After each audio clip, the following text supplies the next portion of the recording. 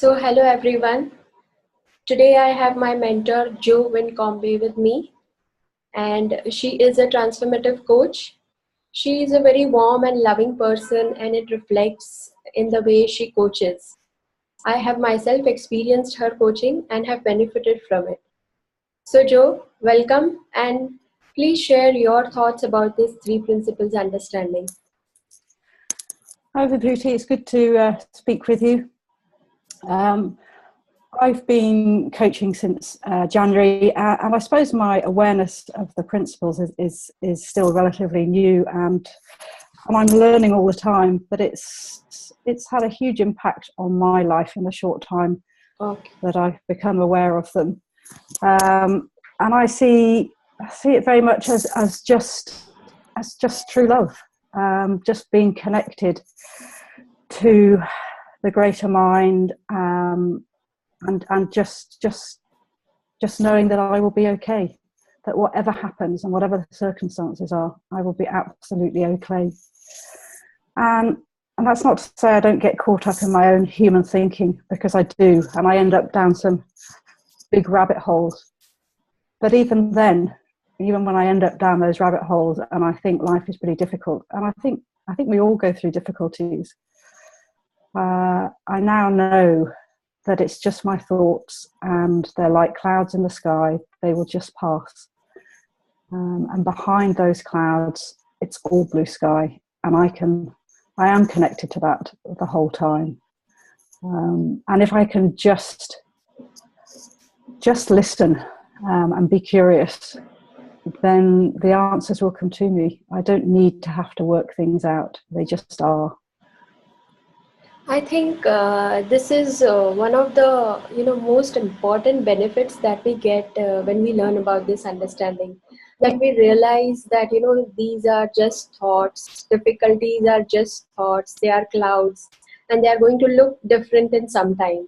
And behind those clouds, as you said, is the blue sky, and where we'll always be okay. Absolutely, and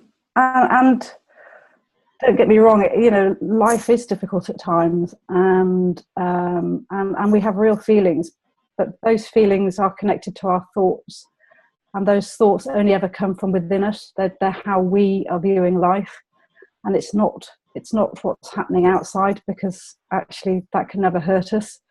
It's our own thoughts and how we're viewing things. Right. So how have you benefited from this understanding since the time that you have been doing it? We don't do it, but you've been learning about it. I think it's impacted absolutely all areas of my life, from being a parent, how I parent my children. I much more just guide them now. I know that, like me, they've got their own innate well-being, and they too will be okay. And I just try and guide them and point them in that direction. And I've had some really interesting experiences in that recently. My youngest son is doing his A-levels at the moment, and he's really struggled to settle down and revise. And I was really getting caught up in my own thinking about, he's not going to get the results, he's not going to get into university, he's going to be really upset. And this was purely my thinking. And then it's really funny how life lives us, because whilst I was getting caught up in all this, he had an offer from an American university where he's already done the exams. They're not dependent on his A-level results. And if he will be absolutely fine whichever route he goes. Wow, that's nice. And when you said that you had that thinking that what would happen, he'll not get admission. So when we have such thinking in our minds, it looks so true to us. It's as if this is what is really going to happen. Yeah, it does feel really true, but again, it's just realizing that actually we can only ever live in the now. We only can ever live in this moment now, today, and actually worrying about stuff in the future which may or may not happen. We all do a lot of it, but actually all it does is causes stress and anxiety. Yeah. I have no idea what Simon's going to do come the end of the summer, and neither does Simon. Right. But whatever, he'll be absolutely all right. That's so nice. That's what this understanding brings to us. Like it makes us relaxed. Whatever the results are going to be, we are relaxed in the present and we don't worry so much about the future. No, because it's a bit of a cliche, but the future is an incomplete equation. All we can do is project our thoughts onto it.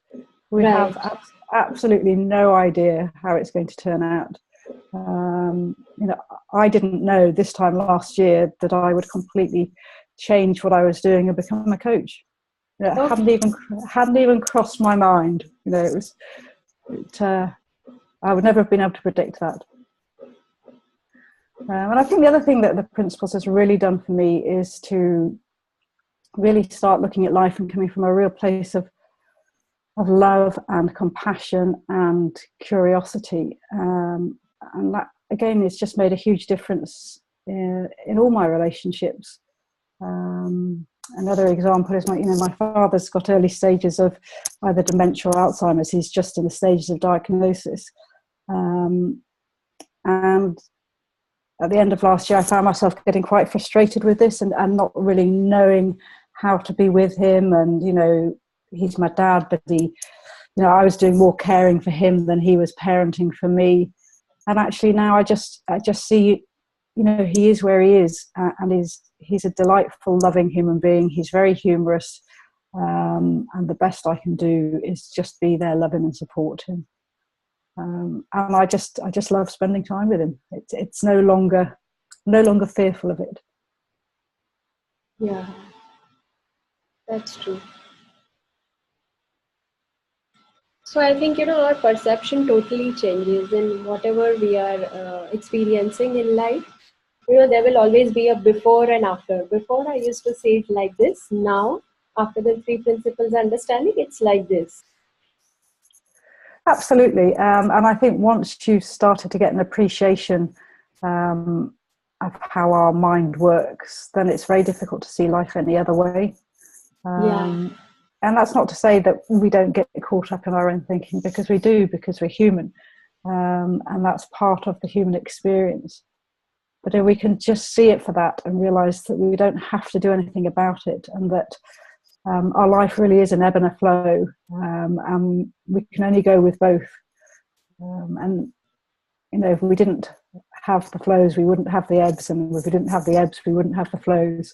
And life would be, it just wouldn't be as exciting as it is. True.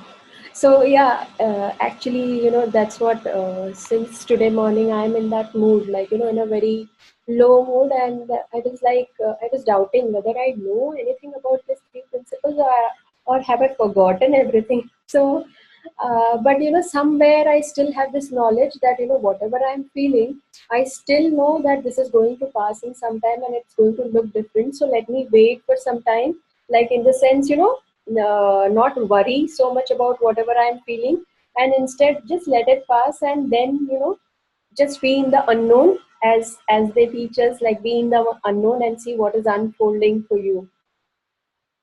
Absolutely. I mean, the less we have on something, the clearer we see the guidance and the creativity, and we allow it to come through. And the more we get caught up in what might or might not be, the less we can see the creativity, the less we see the right direction. And sometimes still now also, I have this question in my mind, like, how is it going to be different? How will I see differently? What will happen? So sometimes it is unbelievable that, without me doing anything, how are things going to change? But then when we wait, they do change. But that, yeah, please carry on, Jo. I was just going to say, I think that's it. It's really difficult for us to see, but if we can just have a complete trust and knowledge that, we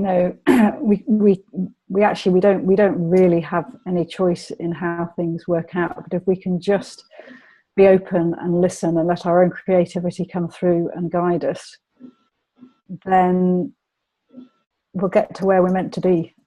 And we don't necessarily know where that meant to be is, but we will be guided, and as much as we want to plan and work out, at the end of the day, I don't believe we have a choice.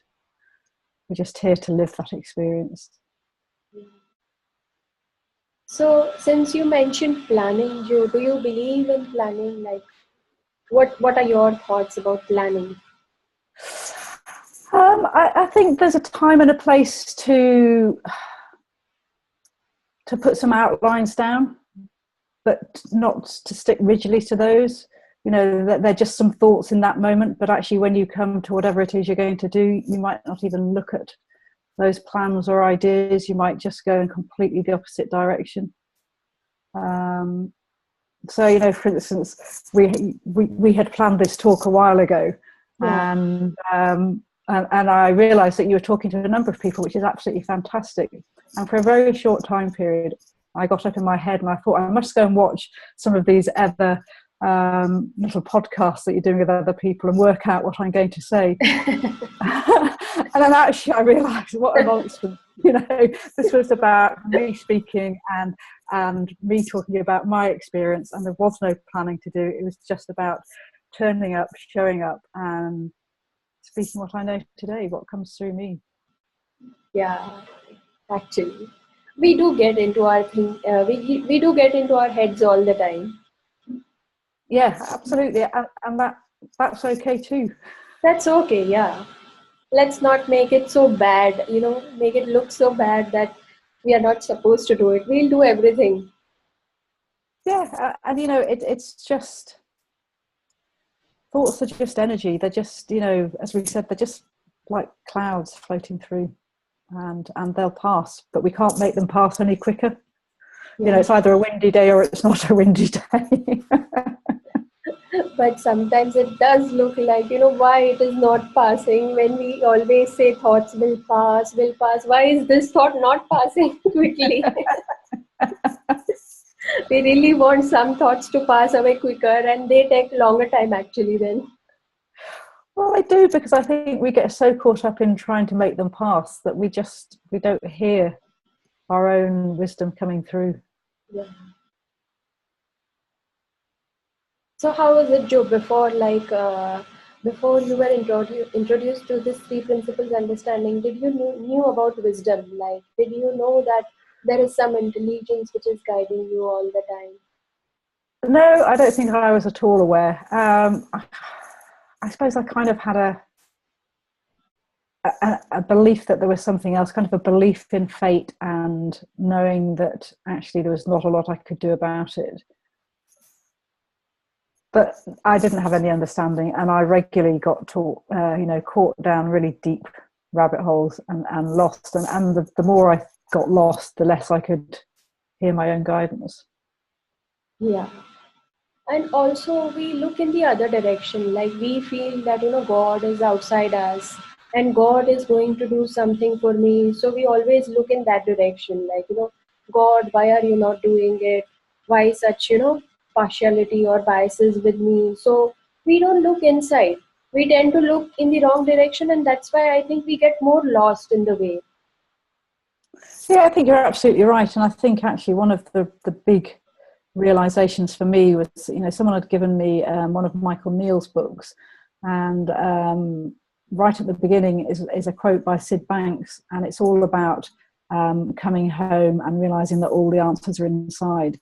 And that was a huge turning point for me, to the extent I now have that quote up on my wall. There are no answers outside. I'm not going to get any answers from anybody.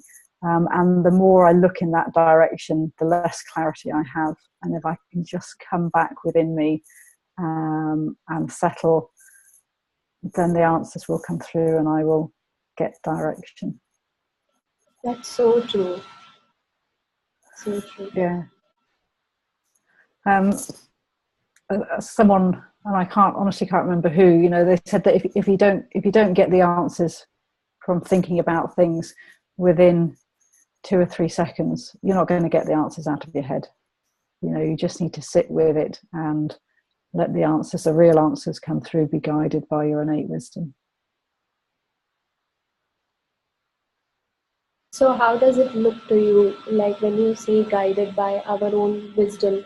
How does that look to you? Because I have experienced a lot of times that when I'm thinking about something and when I realize that, oh, I've got too much thinking about this now, I need to stop. And when I stop, after some time, I see myself moving, like, doing something, or maybe just taking a book to read, or just, exploring a website and, getting answers from there. So, how is your experience about, being guided by this wisdom? I think it's like you say, it's from all sorts of small little nudges. It's not always great big aha Yeah, moments. true. Um, so it could be, listening to a webinar or a podcast, or going to talk to someone, or you could just be out walking and realize, I had a really clear aha moment recently. It really was just that when dealing with the difficulties of life, and we all have difficulties to deal with, but if you can come from a real place of love and compassion, and loving curiosity, then life is so much easier. It doesn't have to be a battle. It doesn't have to be conflict. Any difficulties we have with people, if we can come from that point, then actually everything's workable, and we'll both be all right anyway. Mm. Everything is workable, as you said, and everything is so simple then. Yeah, and I think that's what always surprises us, is that actually the answers always are simple. They're not these complex issues that we quite often make life out to be. Whether it's something that we read or see or comes through as a bit of wisdom, it's always simple. That's so true.